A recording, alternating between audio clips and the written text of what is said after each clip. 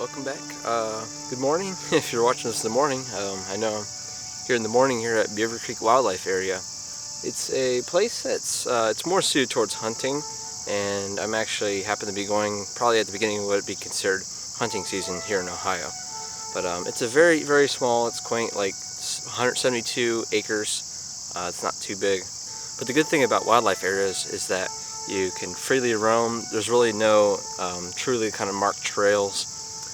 Unlike other places like nature preserves where they have usually rails set up on edges of like cliff faces, and you're just really confined to this small spaces and narrow trails. But in wildlife areas, you're pretty much almost encouraged really to freely roam if you're like a hunter or anyone else. And I feel it really helps to be beneficial, especially in my case with being like a wildlife photographer, so I can get better pictures of birds. Venture off trail.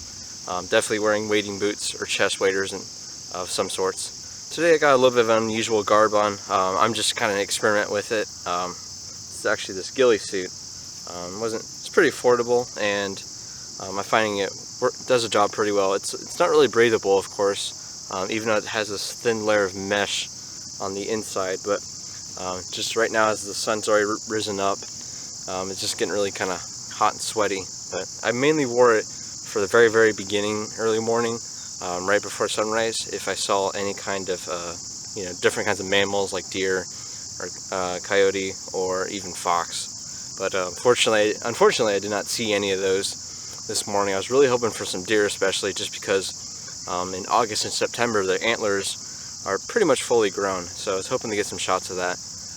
Didn't really see too much, unfortunately, but fortunately, I have been seeing a lot of different birds, different kinds of warbler species, lots of different, just small little yellow songbirds there.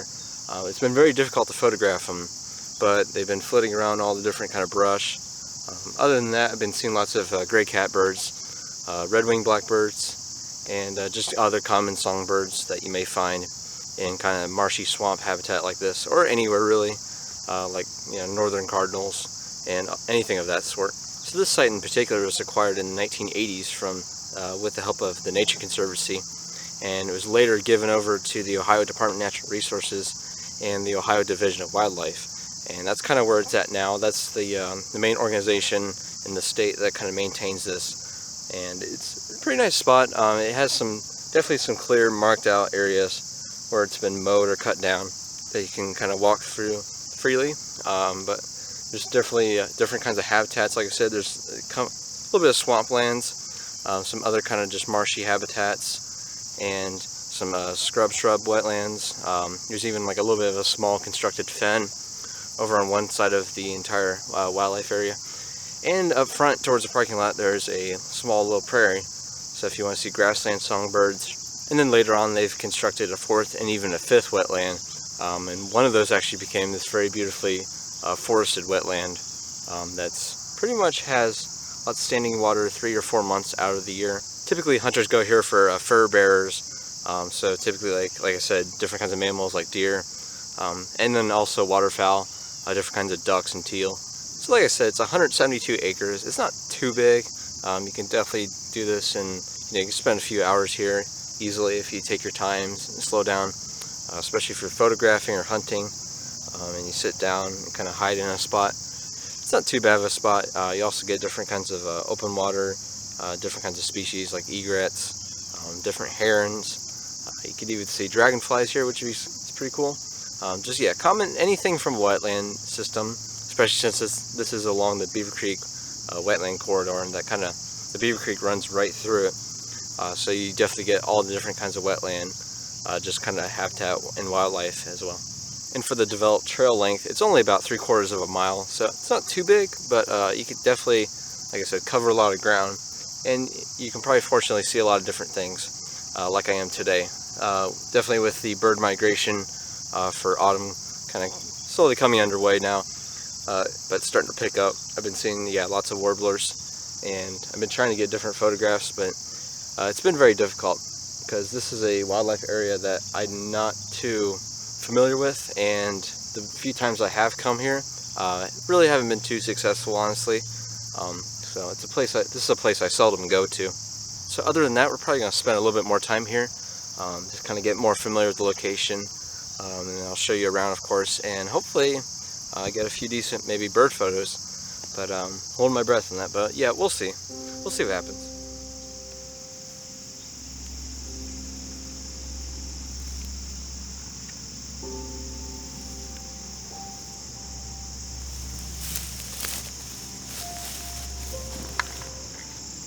Alright, so just when I was about done making my way around the kind of marshy pond area, checking for birds, I just thought I'd come on around to the other side, and then I saw where it kind of, you could, I guess, go into kind of near the pond at least, really into all the different kind of the marshy cattails and sedge grasses.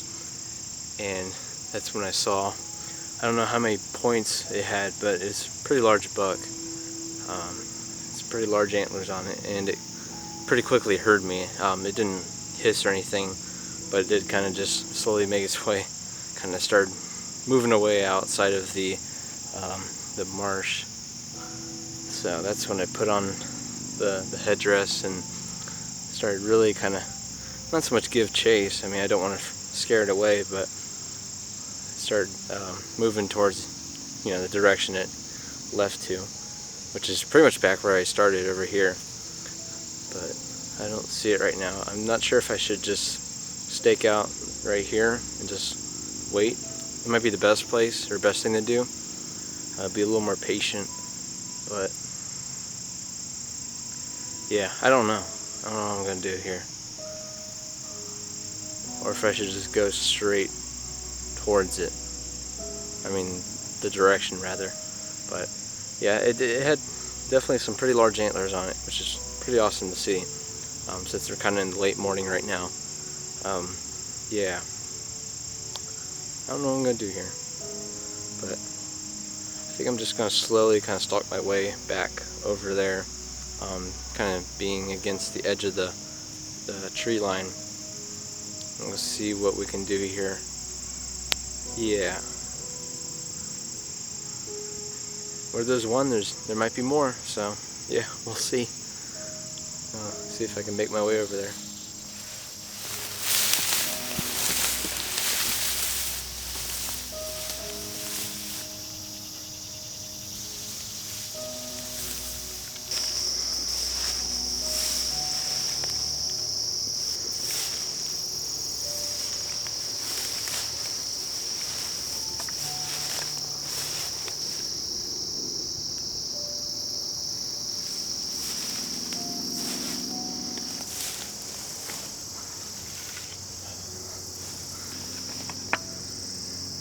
Well, I made my way to the other side of the marsh, went back around, backtracked, and did not see it, unfortunately. So it must have really went out, kind of out in the residential neighborhoods up to the north.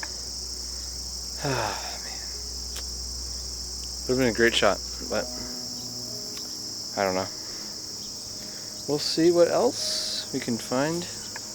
Might be some more deer, or that same one, doesn't really matter, to me at least, or some warblers, that'd be nice, or even a fox. I feel like a fox would be out here in this private property over here, this farmland or something. I feel like it'd be out on the edge over here, but yeah, I don't know. We'll see.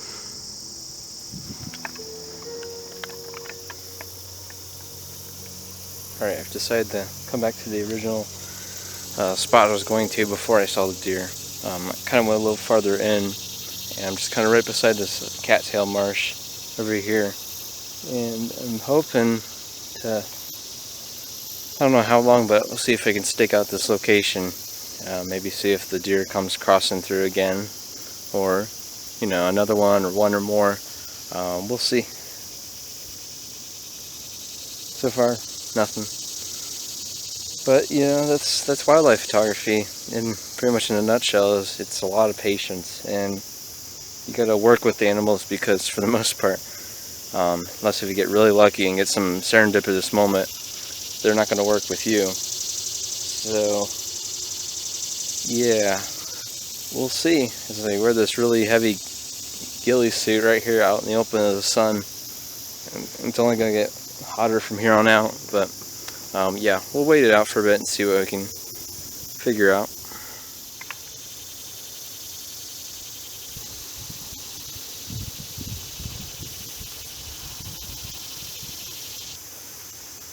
Yeah, I don't know what I'm gonna do here. I don't know. Could just wait here some more, or move on slowly and see if I can find something else. But yeah, I don't know. I don't know.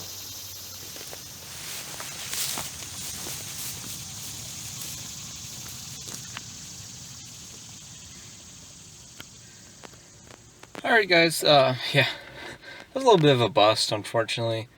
Saw different bird species, saw that deer, great blue heron flew over, just seemed like things were looking alright. I mean, the lighting was just right, it wasn't too harsh, the sun was hiding behind some clouds, and yeah, and it's like bird migration, and then all the different kinds of dragonflies and skimmers that have been flying around the wet prairie up here at the front near the parking lot. I can see them right now, but just I don't know, something just whenever you go to locations, at least for me, it's like sometimes things just don't go always according to plan, obviously, just because there's so many different variables, like the weather. I mean, like I said, the weather it's been fine, but just I don't know, it's just yeah, just getting in close proximity with the wildlife.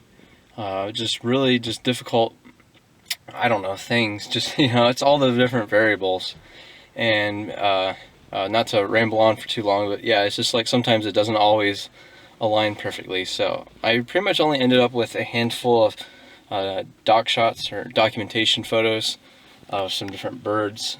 So yeah, it's a little bit of a bust. It's a bummer. As always, I hope to make a great video with each location. That obviously has not always been the case, and it probably will be like that in the future. You know, there'll always be a few handful of locations that just nothing really pans out, and I mean, that's okay, because I want to not hide behind a veil of, like, you know, everything's magical and successful, because it not always is. Things go wrong, things just don't really work out, and that's okay, because it's these kind of trips where I don't really, you know, I just kind of go home empty-handed, even with the empty memory card, really. And, you know, it's just, yeah, things just really don't always go to plan. But that's okay, because then it's like a learning lesson. And, I mean, not only that, but you just learn the locations better. I feel like for future visits, I'm going to probably even come here even earlier next time. Maybe later on in hunting season, because in particular deer are more vulnerable, or at least they let their guard down more during hunting season, which is why people hunt them then, especially, but also because of, you know, the trophies or prizes, the antlers, whatever you're into. But I might come back here really early in the morning. I might even don the ghillie suit again, because that was kind of fun, just trying that on and messing around with it. I feel like it would be really helpful when photographing mammals of any kind, really. But yeah, I might come back here again and try to photograph some deer. But yeah, it's been a little bit of a bummer. Like I said, I was hoping for better, but that's okay. So I learned the location better for the next visit. So yeah, this has been Beavercreek Wildlife Area, and as always, I recommend you get out and explore anywhere you can in your location or your geographic area. You'd be surprised how much is out there if you really just, like, even just go online and go on, like, your maps of choice, like Google Maps or Bing Maps or whatever you want to use, any resource, open maps, and you just look around. Or if you have like social media groups or any kind of networking, or just certain kinds of blogs even, or you can follow my blog, I guess. Shameless plug. But you can just find so many different, a wealth of resources, and you can learn so much about how to just learn so much about how many different locations there are in your area, which is pretty neat. I found so many just by word of mouth, just meeting up with people, or just you know, sharing information back and forth, or yeah, just looking at maps, and just, you know, it's just, you find out things that way, and it's pretty awesome that way. So yeah, I think I've been ranting enough here. Yeah, this has been Beavercreek Wildlife Area. As I said, thank you so much for watching, guys. Hope to catch you in the next video, and hopefully it'll be a lot more successful than this one. So thank you so much for watching, guys. Have a good day.